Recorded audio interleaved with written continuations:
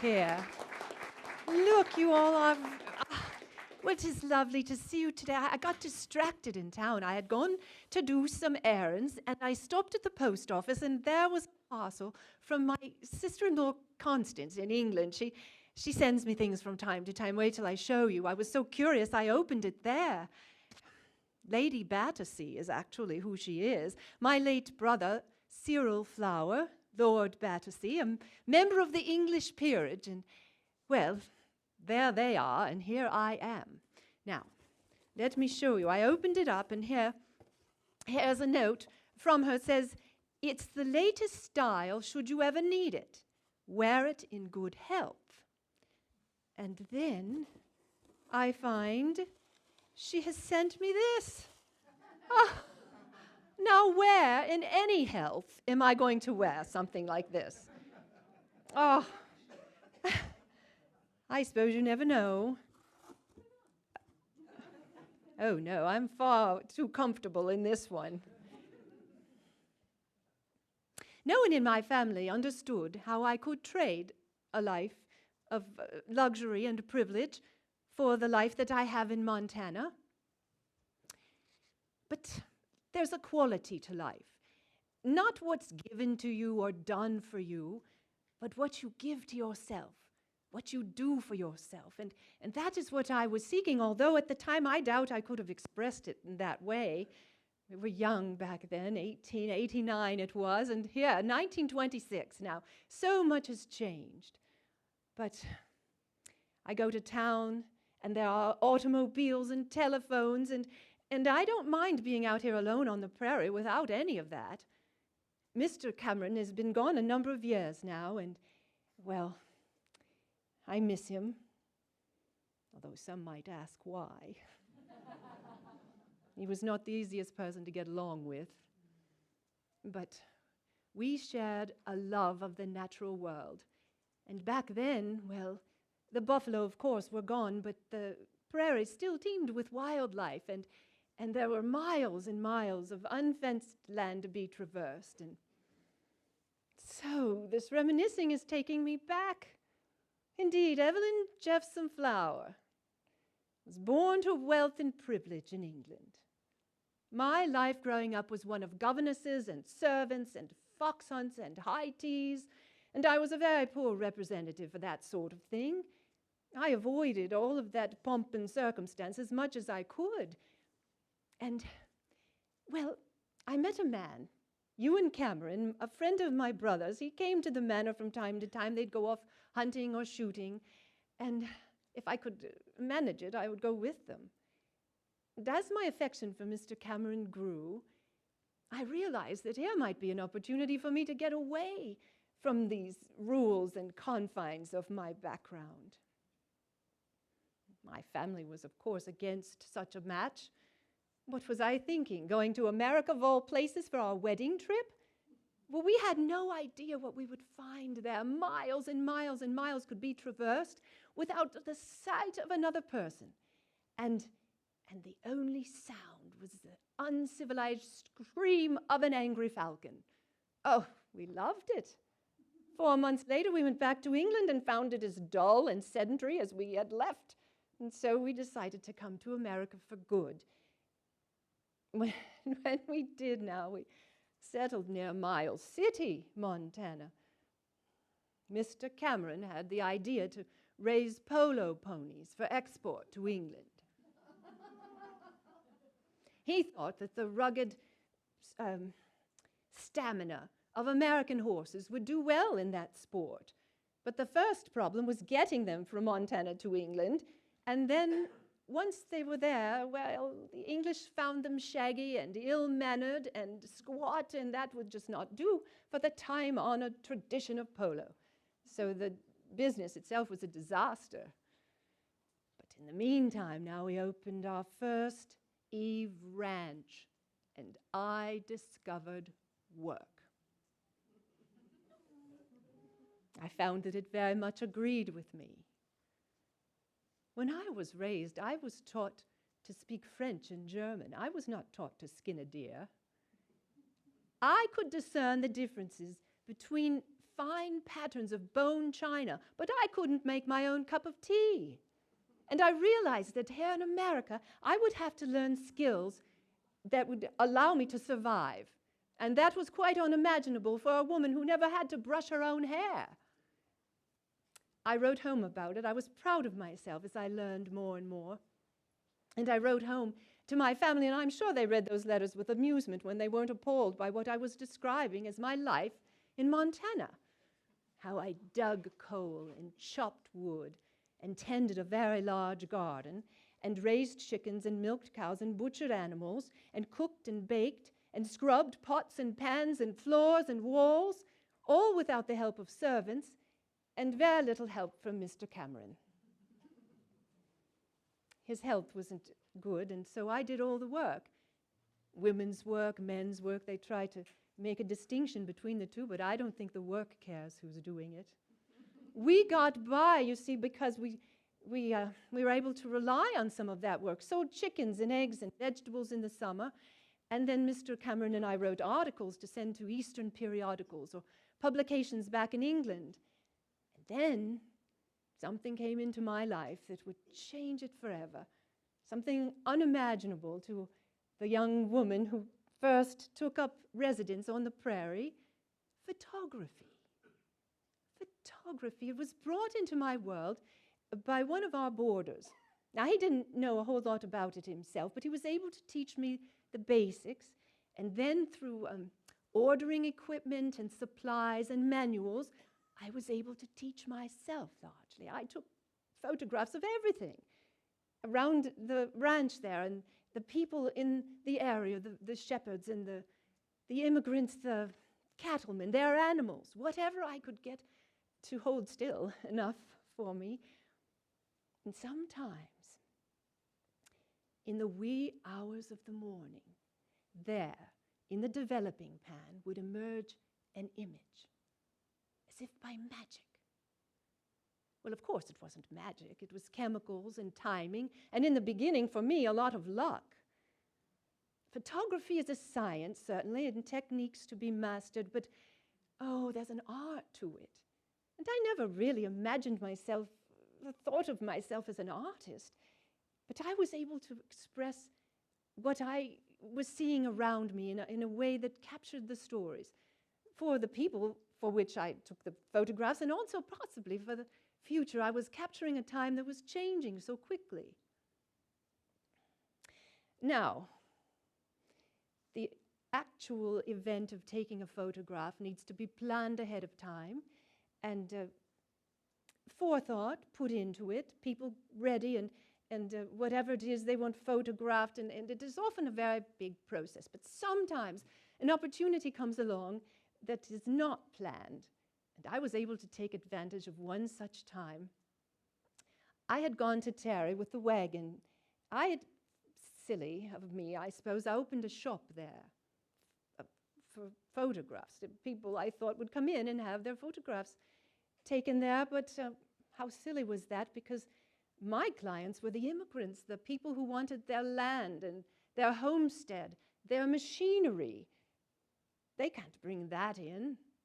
So I was gone to town to collect my supplies, and I took a different route home. And as I was driving along, I looked ahead and I saw some sort of a commotion in the field, looked like an overturned wagon, near the homestead of the Sullivan family. Well, it certainly, by the time I got there, that is what it was. A hay wagon had turned over on its side, its wheels up in the air, and here was Alice Sullivan and her two brothers, Brian and Daniel, all raking the hay out so that it could be set to rights. Well, I asked if I might take a picture of this event, and they said, of course. Now, Brian ran over to the homestead house to get his other sister, Katie, and here she comes racing down the hill with her wheelbarrow, two little piglets in it, and a rabbit. I'm sure she thought they should be included as well. Here she comes, and while I was setting up, everyone went to a dramatic conversation about how they wanted to be represented in the photograph. Finally, when I announced that I was ready, Brian and Daniel, holding on to each other's arms as if to go to wrestling, perhaps deciding which one of them was at fault for upturning this wagon. And Katie, she'd put out a little dish of grain so the piglets would eat it and hold still, and she held her rabbit sat right there on the ground, and Alice, with her pitchfork, right front and center, as if she was in charge of the whole day. Oh, well, we had quite a good time that afternoon. In the photograph, why, they all have kept it. Alice still lives in the area, and when I see her in town, she'll say, "Mrs. Cameron, do you mind the time the wagon turned over and you happened upon us and were able to get a photograph?" Those are the moments of real joy for me. Normally, I do not like photographing people, especially children. I don't have a lot of patience with people who can't hold still and take instruction. One time, my very good friend, Mrs. Collins, we had set up an appointment so that she could have her portrait taken. I rode into town. I had my camera equipment on the back of the horse, got there at the appointed time. She wasn't ready because she could not find her false teeth. So she instructed me to go next door to Mrs. Van Horn's house and get her teeth, which I did. But Mrs. Van Horn made sure they were carefully washed before I took them away. Oh, my. But if I don't have patience for people, I have infinite patience for the natural world. Not far from one of our ranches during our lifetime, there was an eagle's eyrie. And one spring I knew there was activity up in that nest. Oh, that nest was 8 feet across, certainly had been used for centuries.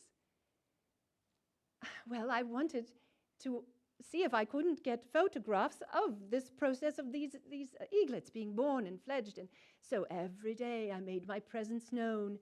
And slowly over time I got a little closer. I climbed up those rocks, and after a while I took my camera. And they got so used to me that it didn't bother them a bit. And when those eaglets were hatched, well, there they all were flopped out in that large nest, and every day they grew a little bit. I took careful notes as well as photographs of their process, and then finally they were so used to me that when they were large, not yet ready to fly, I could prod them into position so that I might get just the photograph I wanted.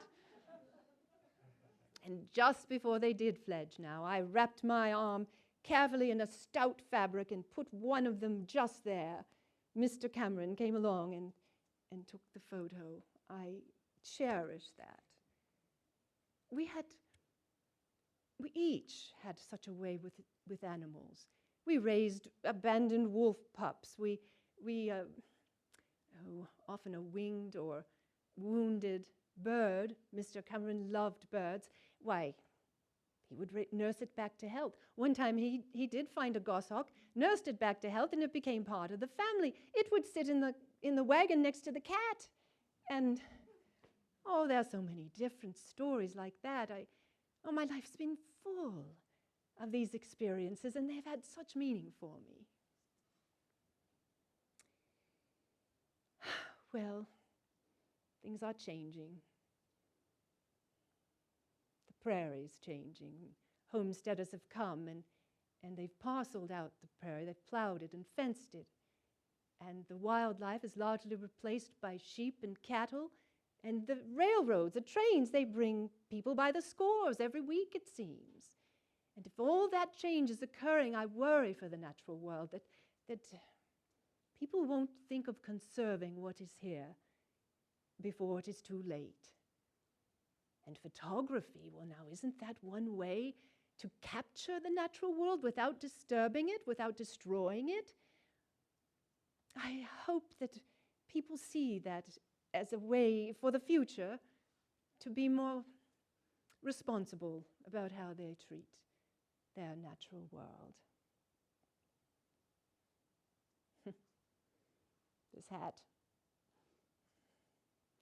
This hat, however well-intentioned, represents all that I did not become. all that I did not settle for. I have not lived an impressive life.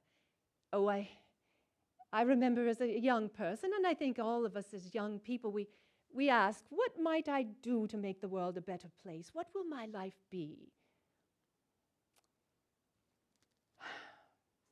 I'd always hoped to live a worthy life, but I'm far out of that path now. Manual labor, work, that's about all I care about now, and it is, after all, what will make a strong woman.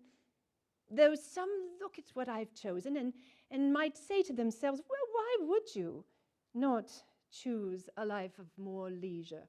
But everything I have done, everything I have experienced, why, it has brought me great meaning, and I wouldn't change any of it. I'm getting older now, and I don't travel as much. If someone wants a photograph by Evelyn Cameron, they come to me. But even that is changing. Even that is changing. Cameras, there's film now, and cameras snap a picture, they call it. Snap a picture, and it gets processed so much quicker, and there's no real experience in the creation of it.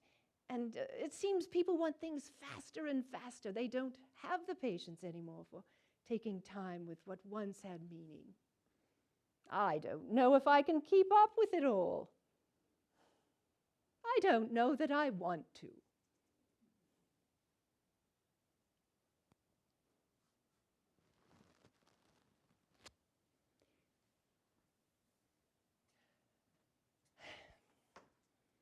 Evelyn Cameron died unexpectedly in 1928, just a couple of years after you heard her talking about her life in Montana. She had left all of her belongings, all of her inventory, everything, to a woman named Janet Williams. Janet Williams was the daughter of a homestead family that lived near the Camerons. The Camerons never had children of their own, so Janet was sort of their surrogate daughter, and they loved her very much. Evelyn left everything to her, but no instructions on what to do with it. So Janet stored it for 50 years. Finally, as I understand it, towards the end, it was just in a homestead dwelling on the prairie that wasn't even lived in.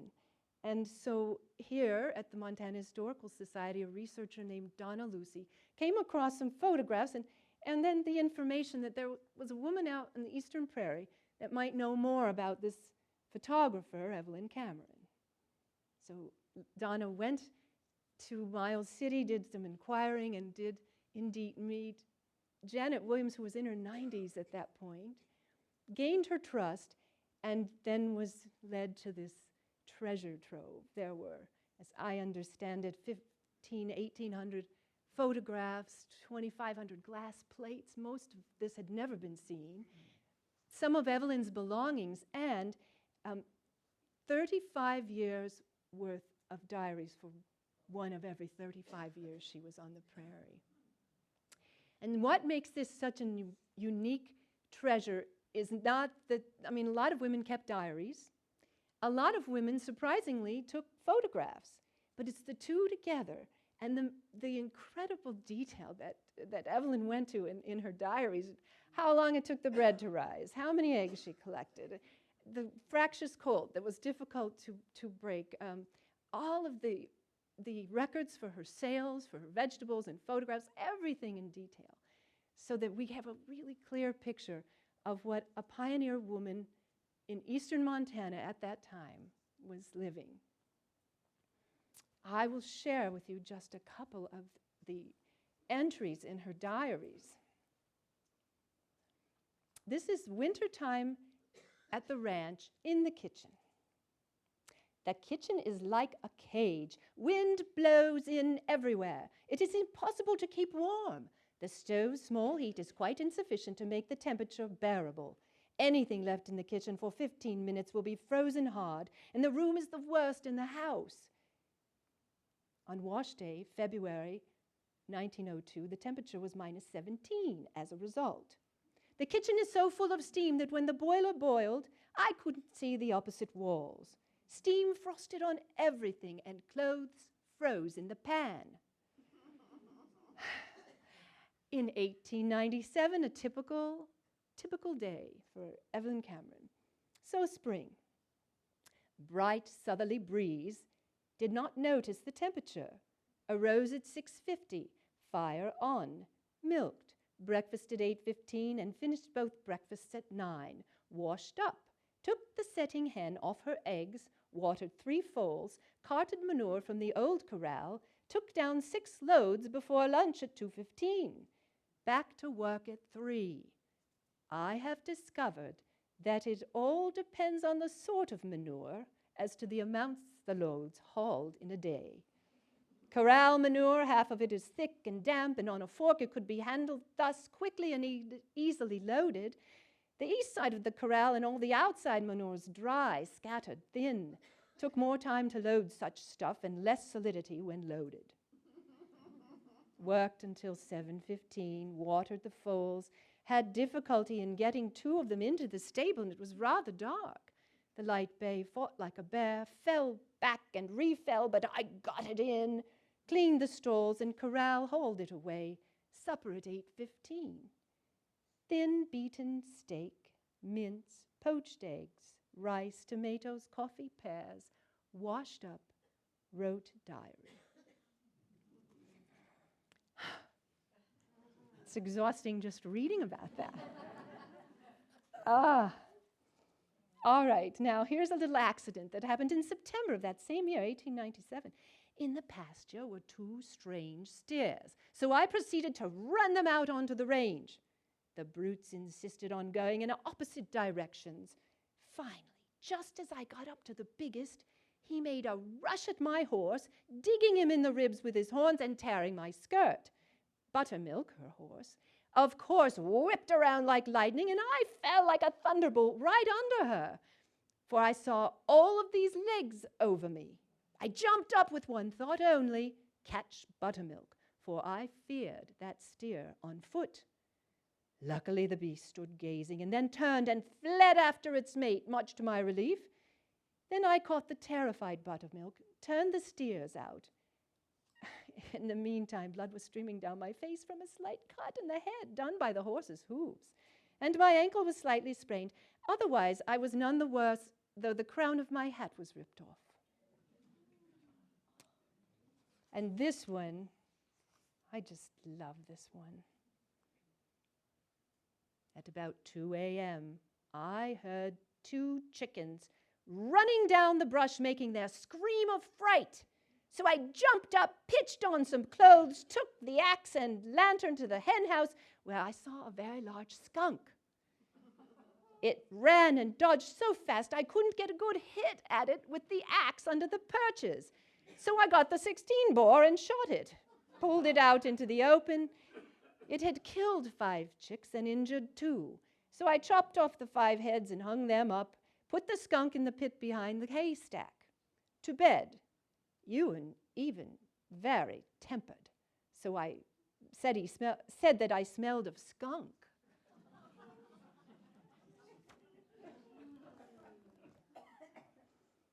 Well, Evelyn did love her chickens. She was so successful at raising them. She would, as if she had nothing else to do, she always picked up the bones that she found out on the prairie, carcasses that had been left. She ground those bones down so that her chickens would have bone meal to eat. She had 66 Plymouth Rocks at one time, and in January of 1908, she recorded 406 eggs, February 561, so roughly 25 to 28 eggs per day, and in town, eggs were worth 35 to 40 cents a dozen, so a couple of dozen a day, and I did the math, but I didn't write it down, but we're talking maybe $20 a month, $5 a week, that's a lot of extra money at that time. But that was just one of the many things that she was doing in addition to learning about photography. So before we look at some of her photographs, I want to talk a little bit about her Evelyn Cameron in the world of photography in general. So, one of the things is, why wasn't she better known at her time? You know, she really was largely unknown until 1978, and I think Lucy's book came out in the early 90s, but still it remains kind of an esoteric Montana sort of thing. And, well, here's a typical thing of the time. You know, L.A. Huffman was well known, contemporary. She was an acquaintance of his, and she even sold him one of her photographs, which he then published under his own name, and that was typical. I know, I got my neck bowed over that, but that was typical of the time. Photographers would share and use something of someone else's creation as their own. But she wasn't well known. She was a woman, and it was hard for people to trust a woman in a sort of scientific area. How can this work out? She wasn't seen for the merits of what she was doing, and largely it was because she was a woman. Locally, a lot of people knew who she was and well respected her, called on her. Come to our wedding. Come to my homestead. I want to send pictures back to my family in Europe to show them how well I'm doing. So locally, she was well known, and people who traveled through the area would often hear, if you want to meet somebody really interesting, go out and meet Evelyn Cameron. But her fame did not spread widely. And Montana is remote, so that was another thing. She wasn't doing this for notoriety. She actually, as I have found documented, she bought the camera so she could illustrate some of the articles that Ewan was writing. He was an ornithologist. He loved birds and did a lot of research with birds. She thought she'd illustrate his articles, but it went much farther than that. So here's a perspective when we look at some of these photographs about how men and women see things differently. And they do, and they always have. So a man might look at a wide expanse of natural world and say, what can I do here? What can I build? How can I use what's here, the resources? How can I change this landscape to fit what I need? And a woman might look at that same landscape, the woman who is the one who keeps the home and one that raises the children, and say, how can this land change me? How can I fit in here? How can this become my place and my sense of place? What is the growing season so I know what to grow? What's it going to be like for the animals I raise, my children? So that's a different approach to looking at the same thing. And as a photographer, Evelyn's approach, we'll see, was about placing people and stories inside of the landscape. That was so important to her. There's kind of a misconception about women and the Western frontier, that women were dragged here against their will and made to live drudgerous lives and all of this. And truthfully, there are many, many cases of women loving their life on the prairie. They loved the work. They found their place. They enjoyed the communities that they created. Montana's communities are far apart, but once you get into them, they're very well, especially at the time when people were surviving, they're well politicized, they're well organized. And those women, that was them creating their sense of being within the land in which they lived. So, keep that in mind while we look at these.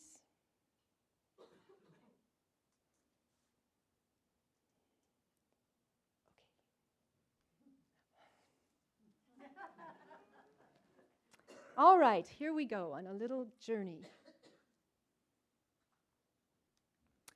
This is a picture of Evelyn Cameron in England. Please note, well, she's sitting on a side saddle, and please just note what that horse looks like, because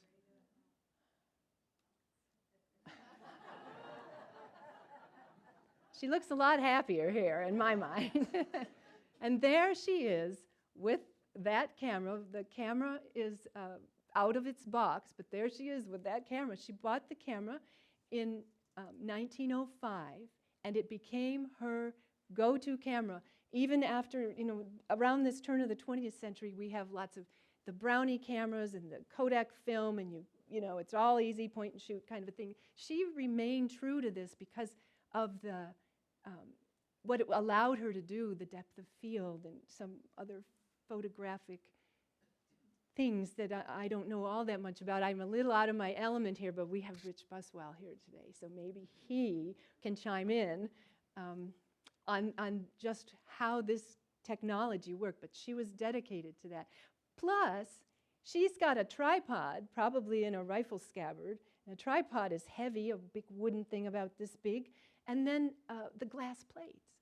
So that is Evelyn. And her signature, her signature pith helmet that I don't wear because I put her in a later time in her life. We'll see a picture of what I used. But she wore this constantly, very comfortable in the hot weather. It's all air runs through it. It's kind of maybe a European sort of thing. But a lot of people, I understand, maybe not hordes, but a lot of people in the West did wear these because they were comfortable in the heat.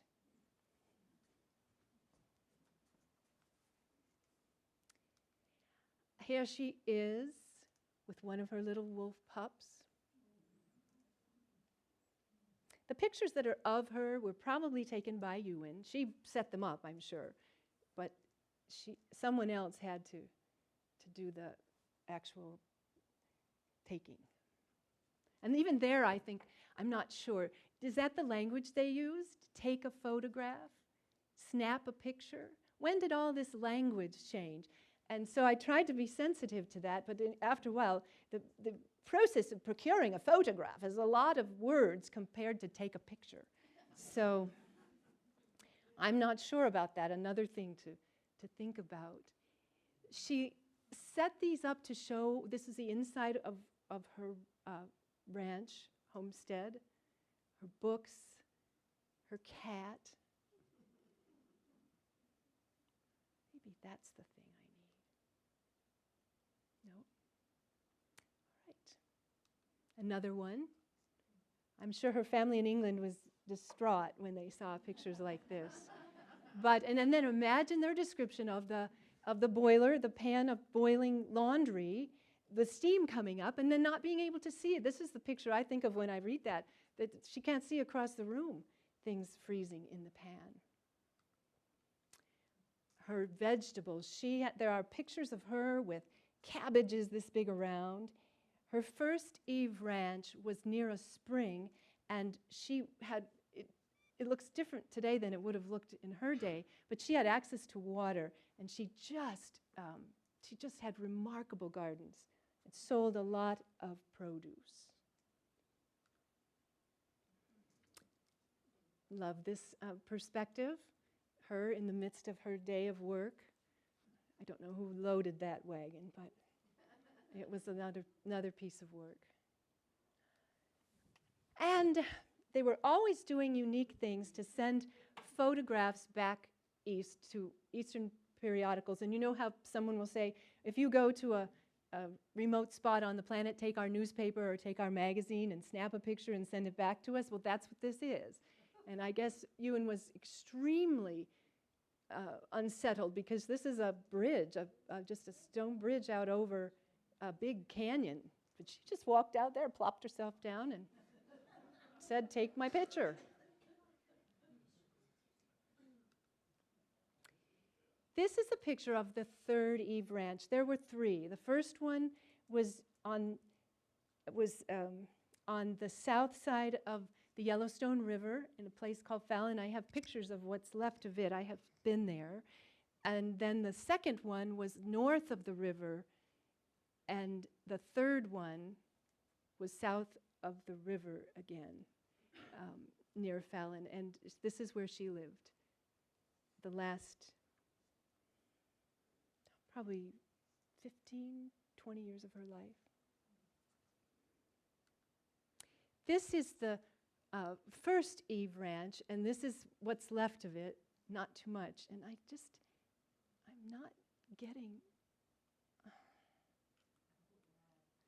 not getting the pointer thing. Is this? Ah, this is it. This little tiny thing right here is this. So there was just expansiveness. And then, in her day, there probably weren't all these trees. This is in front of, this is standing here looking out of the door. So down here there was just a lot of springs, and it was so lush and green. I was there in June. And of course, pictures don't nearly capture the color and the expansiveness of that part of the country. But it was quite nice. And this is, as I understand it, the only bit of building of the 3 ranches that's left standing. If someone knows differently, please chime in. So here she is. These are the immigrants. So that's all the bigger of a place you needed to construct in order to say that you lived on your land and you had some amount of time in order to have to construct that. But everyone got dressed up and got out in front that day for the photograph that they would proudly send their family back in Chicago or back in Pennsylvania. And if you were of even more modest means, this was, okay, didn't have to be big, but it just had to be there. These are some homesteaders, again posed, and in this time I'm not sure what the exposure necessarily was for some of these, but people had to hold still. So getting people to cooperate, and they are not very good at listening. This is what she took. People got machinery and automobiles, and again, so proud that they could send back. Well, this is a prosperous dwelling compared to the others, and they wanted their families to know they were doing well. How about your farm machine? Let's all get dressed up and go out and sit by the whatever that is. Things were changing. The steam-powered machinery was replaced by gasoline-powered machinery by the time Evelyn's life was coming to an end. But people were using, as we know, a lot of things to change the prairie, which was going to be disastrous in the 1930s, but it wasn't yet. I love this picture. All my things probably, and I'm thinking, of course, I'm looking for the story. This maybe was the scarf that your aunt gave you just as you were getting on the boat, and you brought it with you, and you want to show her you've still got it, and you set up your scene, and this, I believe, is sewing, knitting, sitting on this chair. Maybe they're waiting for the person who's going to sit there and hold it, but indeed, how proud would you be? Got windows, glass windows, and doors, and just very, very much the story of being here on the prairie.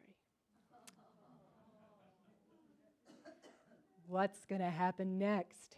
Evelyn, in her compositions, used one analysis I wrote. She used perspective, and she used composition, composing, and she also used a little theater and drama.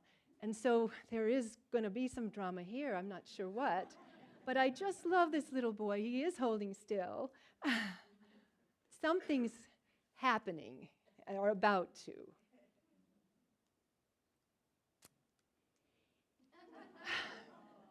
Looks like she has just screamed the wrath of God into this child.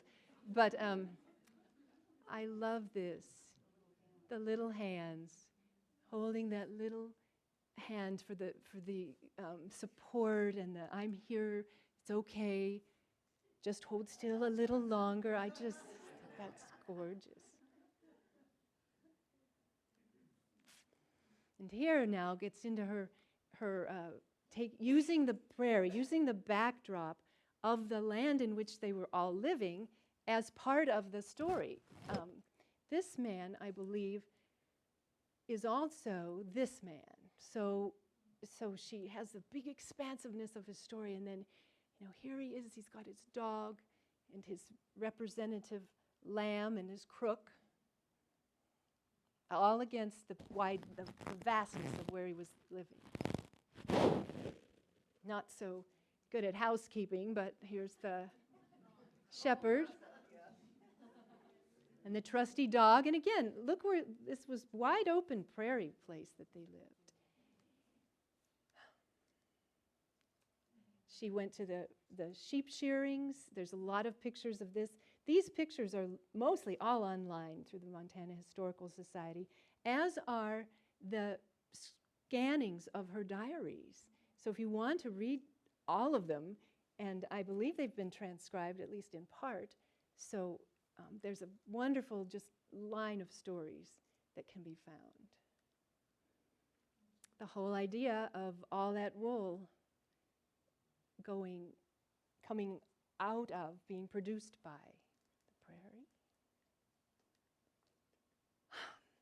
Before there were bridges over the Yellowstone, in the summer you had to take a ferry if you were a person, your horse and you and on the ferry, but then swimming the cattle across. Now there's a wonderful story that goes with a day like this. A man came racing into her yard and at one of the ranches where she was, and he said, "Mrs. Cameron, a couple of my cows are stranded out on an island. The water rose so quickly," which indeed it might this year, "and they're just out there, they're scared, and I don't know how to swim." So she packed a lunch for everyone. She put on her swimming costume, and then she went out and spent all day swimming out and getting these cattle to kind of prod them into the water and push them towards shore.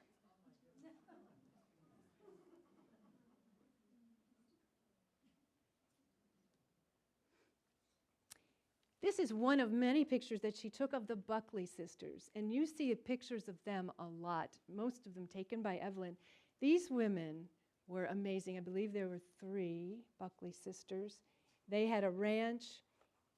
There was just no fooling around with them. They were totally serious ranch women who loved what they were doing, and there, as I said, are a number of pictures of them that Evelyn took. Sense of place, sense of I belong to this landscape, and what can this landscape do to define me?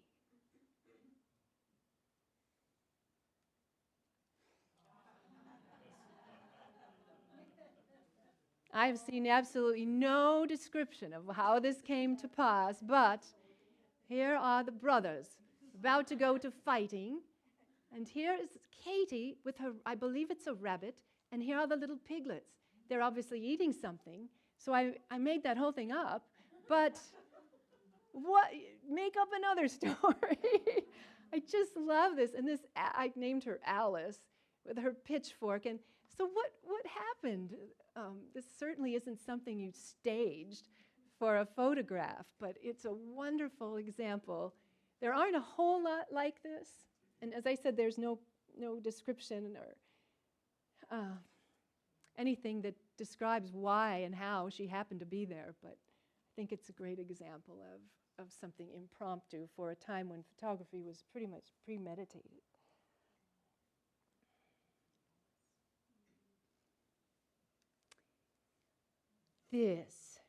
How can the land define this family? I think there are probably,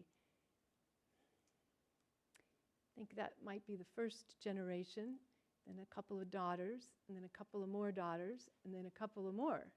So 4 generations perhaps standing here.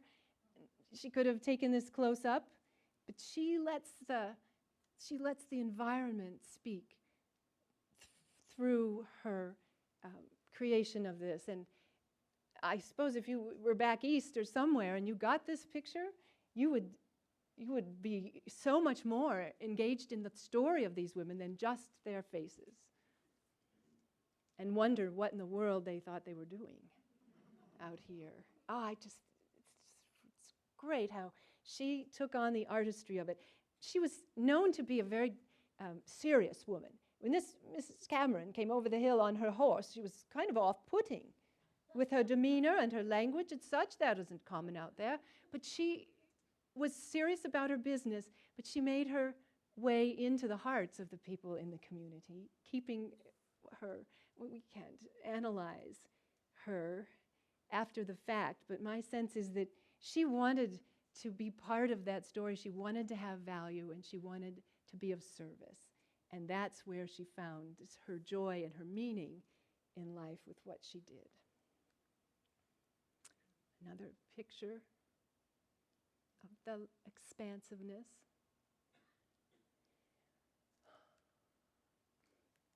The eagle's eyrie. Oh, yes. Now, it's hard to see. There aren't pictures from far away, but here's the nest, and look at this. And she probably had to climb from over here, somehow get that tripod set up. Tiny little baby eaglets. Now, I'm not sure I would want to be this close with two adult golden eagles around, but they trusted her. And keep in mind, no telephoto lens. So this was taken in a pretty close proximity, prodding him into position so that he would be just where I wanted him. That grumpy old face. And wow, again, no telephoto lens, the vagaries of what the animals are going to do. She got two of these fledglings sitting on a branch next to each other. How much patience would that take? And they seem fine. They seem like they're all on the same page, getting their photograph taken. There she is with her little eaglet. And these aren't the best reproductions, so please, they're very detailed. If you go online and see them on a smaller screen, there's a lot of resolution in these cameras. The leaves and the feathers, everything can be seen quite clearly.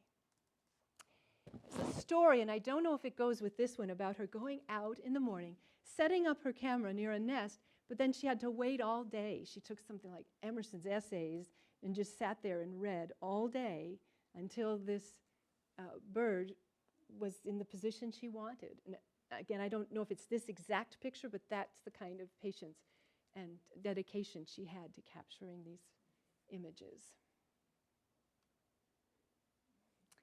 This one in real life, if you see it on a small screen or see it, it's so detailed. Those feathers, every bit of those feathers is detailed. This is one of her promotional photographs.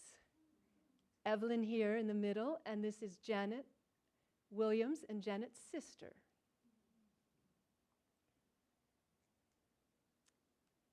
And this is Janet Williams. Janet's family came from, I think, Chicago. Janet's family had a piano, and of course Evelyn came from a cultured place. She loved that there was a piano, and Janet was quite accomplished at playing.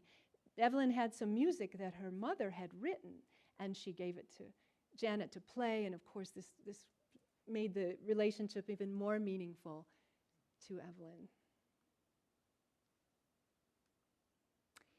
This picture is 1921, so it's kind of where I go for my look for Evelyn.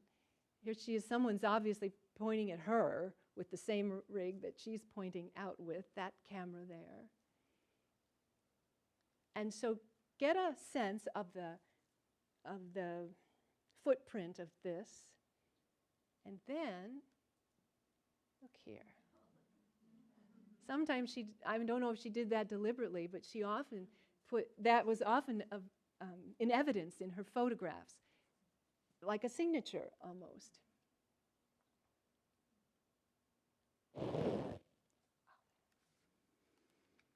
And here we are, the last one, again, the signature of whoever is taking this picture. This was taken when Evelyn was about 44 years old. Now, compared to the first one, so prim and proper up on that just sleek horse, you can see your reflection in the hide of that horse. And yet here she is, just as calm and cool and collected, her hands sunburned, probably a little extra from all that work, their working hands, and just completely happy with the life, the very worthy life that she did not think she was living. That is manifested in her joy.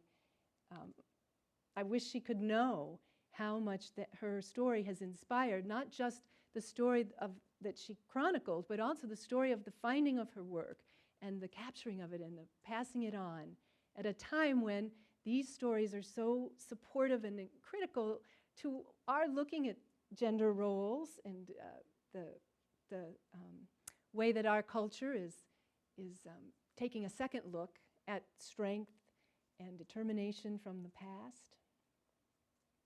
Does anybody have any questions about the story?